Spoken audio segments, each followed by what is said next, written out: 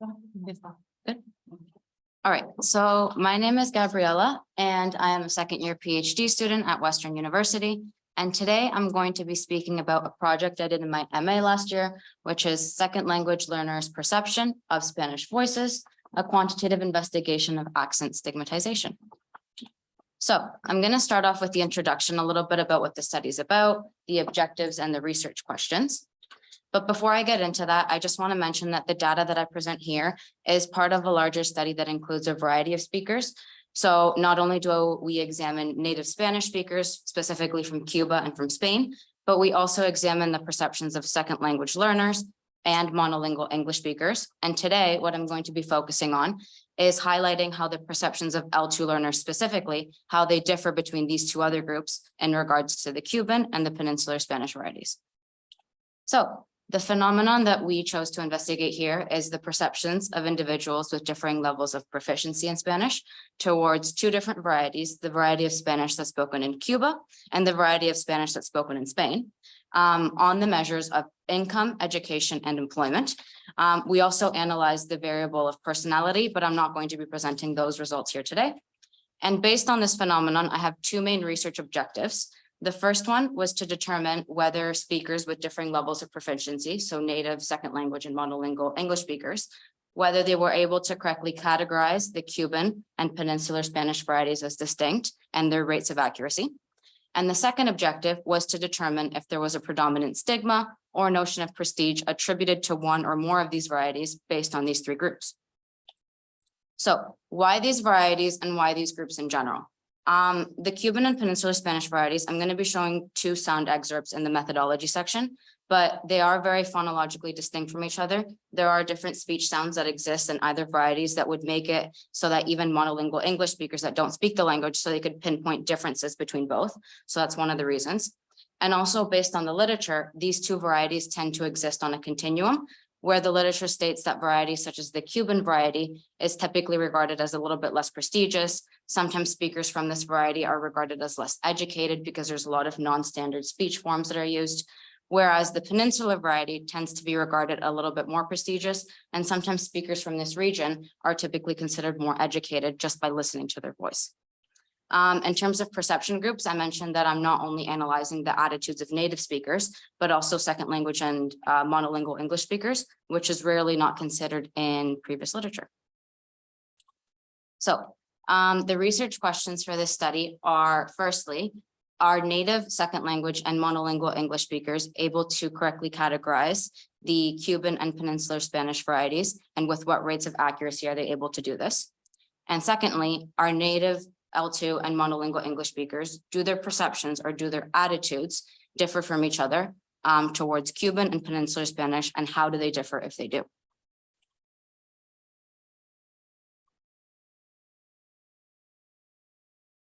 I think it froze.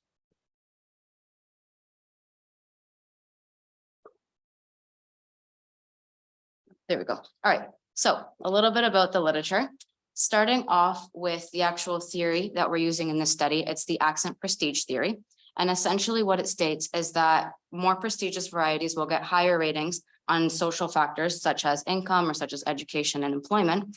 And then lower prestige varieties will get lower ratings on these measures. And it also states that depending on how familiar you are with a variety, you may rate a speaker higher or lower. So for example, I'm from Cuba. Let's say I hear somebody from Cuba speaking and I recognize that person as Cuban. I may rate that person higher because I feel more familiar or more connected to the variety of Spanish that person is speaking. So that's the theory we're working with in this study. In terms of categorization, there have been a couple different studies to analyze this in Spanish. And they found that even for native speakers, it can be a little bit hard to pinpoint exactly where somebody's from, especially within Latin American countries.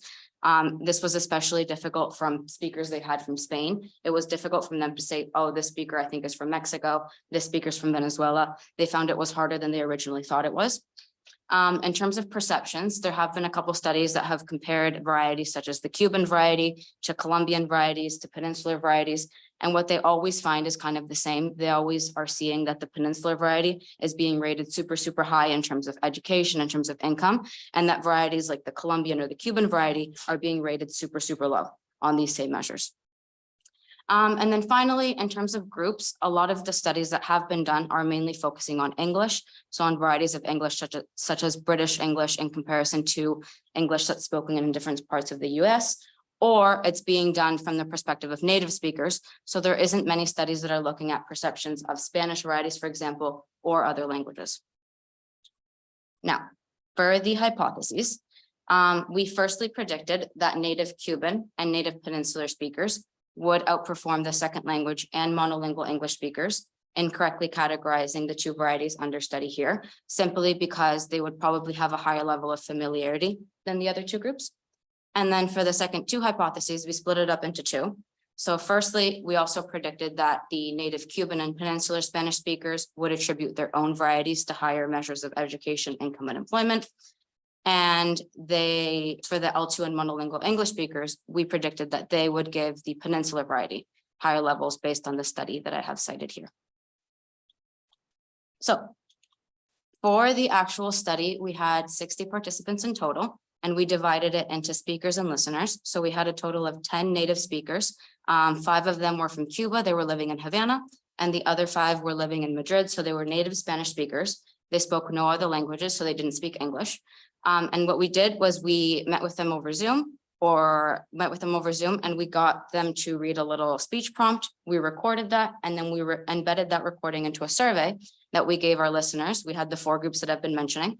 And for these 4 groups, they were native speakers of either English or Spanish in the case of the Cubans and the peninsular speakers, and they were living either in Canada, Spain, or the United States. And for the L2 learners, they were Western University students, and they had been taking intermediate and advanced level Spanish classes. So I included the actual excerpts that I gave the participants here, so you could see a little bit of a difference of what the Cuban variety sounds like and of what the peninsular variety sounds like if you don't speak Spanish. Es increíble cómo todavía compañías gastan billones de dólares cada año para promover el consumo de este producto. Este conocimiento general que el fumar ya trabajo causa cáncer y enfermedades del corazón. Pero en el caso de los niños, es más difícil que logren conciencia acerca de que pueden hacer enfermedades que pueden causar a largo plazo. So that's an example of the Cuban speaker from Havana, and here's one from the Madrid speaker. Es increíble cómo todavía las compañías de cigarrillos gastan millones de dólares cada año para promover el consumo de este producto. Es de conocimiento general que el fumar y usar tabaco causan cáncer y enfermedades del corazón. Pero en el caso de los niños es más difícil que tomen conciencia acerca de estos riesgos, ya que no entienden que hay enfermedades que pueden contraer a largo plazo. So that's what the participants would listen to in their survey. And then afterwards, after they were done listening to each one individually, they would be asked, what level of income do you think this person belongs to? What level of education? And then we give them 5 different occupations to choose from. And all the actual voices that we had in the survey were female so that we could control for gender. So we knew a participant was choosing a voice based on the variety and not necessarily based on male, female, because that would introduce another variable. So to analyze the data, we did a series of Fisher exact tests, and we analyzed the data separately for the 10 speakers, because while they were reading the exact same passage, we couldn't control for things like the voice quality of the speaker, like if they had a unique pitch in their voice or a unique intonation. So we did it separately so we could make sure we could see if some speakers were easier or harder to analyze than others. So for the results, I'm going to present first what we found in terms of categorization and then in terms of attitudes. So overall, for categorization, both the native Cuban and peninsular groups did outperform the second language and monolingual English speakers like we predicted. But categorization really depended on the speaker they heard. So for example, only 69 and 77% of the Cuban listeners were able to identify Cuban speakers 5 and 6 as Cuban. Whereas for some other speakers, it was really easy to say, hey, this speaker's from Spain, this speaker's from Cuba. So some speakers were harder to identify than others, even for the native speakers. Also, the native Cuban listeners did correctly categorize more often the Cuban and Spanish voices with a higher rate of accuracy in comparison to the other native group, the native peninsular listeners, who were only really able to categorize speakers from their own varieties. So it was a lot harder from them to say that the Cuban speakers were from Cuba specifically. They would give answers such as they believe the speaker was from Mexico or from Colombia sometimes. So in terms of the Spanish learners and the monolingual group, The Spanish learners did have inconsistent levels of categorization. Some speakers were a lot easier for them than others, and it could be due to exposure, the varieties of Spanish that they're exposed to within the classroom. Whereas the monolingual group, they weren't really able to categorize it for the most part. They would use the can't tell option in the survey quite often. Now, in terms of attitudes, we found that by all four groups that I've been talking about, the Cuban speakers were attributed lower levels of education, income, and occupation by all four of the groups, whereas the flip side was found for the peninsular speakers. The peninsular speakers from all four groups were attributed typically higher levels of education, and they were more closely associated with the CEO position. For the second language learners specifically, they typically regarded this variety as being part of a higher income group and having a CEO position, whereas for the Cuban variety, they typically said that this speakers from this variety maybe pertained to having more of a cashier position and had a lower income for both. And then the same thing for the monolingual English group. So in terms of the hypotheses, we were able to confirm, and the results support the first hypothesis, where we said that the native groups would be performing better in terms of accuracy scores. That's exactly what we found, that both groups did better than the second language and the monolingual English groups. And then in terms of hypotheses 2A and 2B, we found that our results partially supported the hypothesis 2A, because while we found that the peninsular speakers were giving higher levels to their own varieties, we didn't find the same thing for the Cuban speakers. The Cuban speakers were actually rating their own variety lower, going against the accent prestige theory. And then again, for hypothesis 2B, we did find that the second language and monolingual English speakers were rating similar to previous studies, the peninsular variety higher on these same measures. So what are the pedagogical implications, especially for the second language learners?